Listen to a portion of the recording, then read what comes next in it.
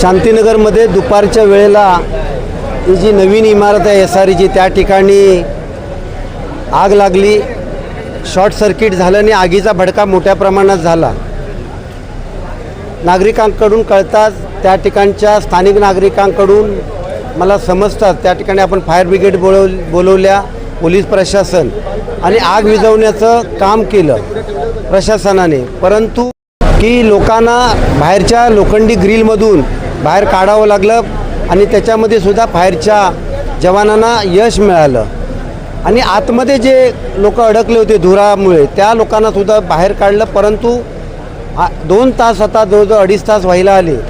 काही लोकांना हॉस्पिटलला आपण ॲडमिट केलं होतं, रोहित हॉस्पिटलला. आणि त्यामध्ये एक आता आजी जी होती ती 85 वर्षाची, ती आत्ताच मृत्यू पावली अशी त्या ठिकाणी हॉस्पिटलमधून माहिती मिळाली. एक जण आहे तो बेहोश आहे आणि 2 आहेत ते सुद्धा त्या ठिकाणी ॲडमिट आहेत. परंतु ही अतिशय घटना चुकीची झालेली आहे. ह्याच्यातून नक्कीच प्रशासन या ठिकाणी योग्य ती दक्षता घेऊन किंवा जी कशामुळे आग लागली, आगीचं कारण काय ते आपल्याला कळेल.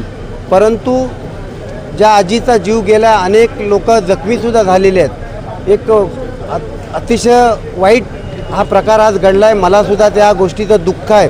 परंतु आम्ही सर्व प्रशासनाला, स्थानिक कार्यकर्ते आम्ही सहकार्य करत आहोत, मदत करत आहोत.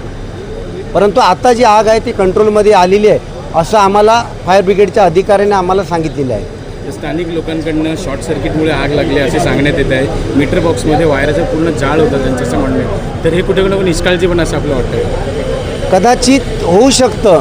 कारण आग असं सांगतायत की जे काही वायर ज्या होत्या त्यांचं मीटरचं वायर लावल्या होत्या, मीटर्स होते, त्या ठिकाणी आग लागली असं समजतात. आता त्या ठिकाणी प्रशासन त्या ठिकाणी नक्की कशामुळे आग लागली त्याचा शोध घेईल.